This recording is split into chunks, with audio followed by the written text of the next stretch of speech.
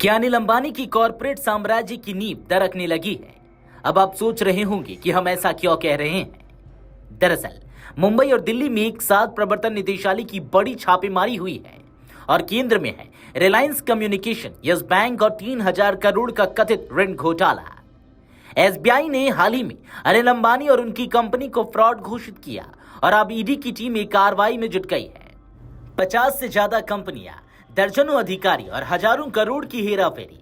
आखिर क्या है ये पूरा मामला? चलिए अब आपको बताते हैं विस्तार से। दरअसल प्रवर्तन निदेशालय यानी कि ईडी ने गुरुवार को मुंबई में उद्योगपति अनिल अंबानी की कंपनी से जुड़े कई स्थानों पर छापेमारी की। यह छापेमारी भारतीय स्टेट बैंक यानी कि एसबीआई द्वारा रिलायंस कम्युनिकेशन और इसके प्रमोटर निदेशक अनिल डी अंबानी को धोखाधड़ी के रूप में वर्गीकृत किए जाने के कुछ ही दिनों बाद की गई है। हालांकि अनिल अंबानी के निजी आवास पर तलाशी अभियान नहीं चलाया गया, लेकिन दिल्ली और मुंबई से आई ईडी की टीमों ने उनके समूह की कुछ कंपनियों से जुड़े परिसरों का दौरा किया।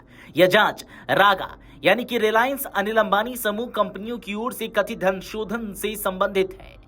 प्रवर्तन निदेशालय यानी कि ईडी ने अनिल अंबानी समूह की कंपनियों और यस बैंक के खिलाफ 3,000 करोड़ रुपए के कथित बैंक ऋण धोखाधड़ी से जुड़े मामले में गुरुवार को छापेमारी की। सूत्रों के अनुसार धन शोधन निवारण अधिनियम यानी कि पीएमएलए के तहत मुंबई और दिल्ली में 50 कंपनियों और लगभग 25 लोगों के 35 से अधिक परिसरों की तलाशी ली जा रही है।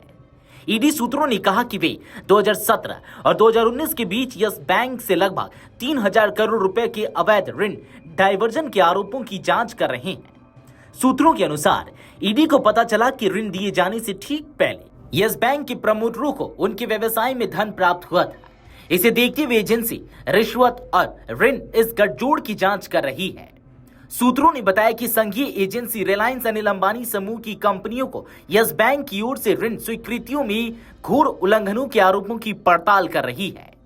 ईडी की कार्रवाई राष्ट्रीय आवास बैंक, भारतीय प्रतिभूति और विनिमय बोर्ड यानी कि सेबी, राष्ट्रीय वित्तीय रिपोर्टिंग प्राधिकरण यानी कि एनएफआरए, बैंक ऑफ बड़ौदा और केंद्रीय जांच ब्यूरो सीबीआई की ओर से दर्ज 2 एफआईआर सहित कई नियामक और वित्तीय निकायों से प्राप्त इनपुट पर आधारित है। रिपोर्ट्स के अनुसार अनिल अंबानी समूह से जुड़े वरिष्ठ व्यवसायिक अधिकारियों के यहां भी तलाशी ली जा रही है। ईडी का दावा है कि उसे सार्वजनिक धन की हेराफेरी की एक सुनियोजित योजना के सबूत मिले हैं। जांच से पता चलता है कि इस प्रक्रिया में बैंकों, शेयरधारकों, निवेशकों और सार्वजनिक संस्थानों सहित कई संस्थानों को गुमराह किया गया है या उनके साथ धोखाधड़ी की गई। खबरों के मुताबिक ईडी की जांच 2017 से 2019 के दौरान यस बैंक से लिए गए 3,000 करोड़ रुपए के ऋणों के संदिग्ध अवैध डायवर्जन पर केंद्रित है। ईडी अधिकारियों के अनुसार समूह की कंपनियों को ऋण वितरित किए जाने से कुछ समय पहले बैंक के प्रमोटरों से जुड़ी संस्थाओं को धनराशि हस्तांतरित की गई थी। अधिकारियों ने रिलायंस होम फाइनेंस लिमिटेड से जुड़ी जानकारियां ईडी के साथ साझा की है। कंपनी का कॉर्पोरेट ऋण वित्त वर्ष 2017 से 18 में 3742.60 करोड़ रुपए से बढ़कर वित्त वर्ष 2018 से 19 में 8670.80 करोड़ रुपए हो गया। यस बैंक के पूर्व प्रमोटरों से जुड़े रिश्वतखोरी के पहलू की भी समीक्षा की जा रही है।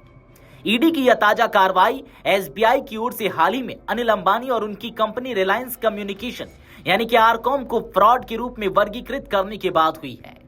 13 जून 2025 को धोखाधड़ी जोखिम प्रबंधन पर भारतीय रिजर्व बैंक की ओर से जारी दिशा निर्देशों और अपनी आंतरिक नीति के अनुसार एसबीआई ने कंपनी और उसके प्रमोटर को इस ऋण में चिन्हित किया।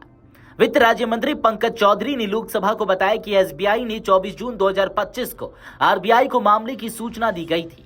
बैंक अब सीबीआई में औपचारिक शिकायत दर्ज कराने की तैयारी कर रहा है।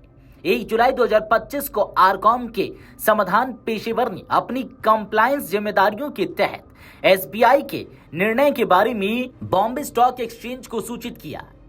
वीडियो डेस्क अमरुजाला.com। अगर आप ये वीडियो YouTube पर देख रहे हैं तो हमारे चैनल को सब्सक्राइब कर बेल आइकन दबाएं और Facebook पर देख रहे हैं तो हमारे पेज को लाइक करें।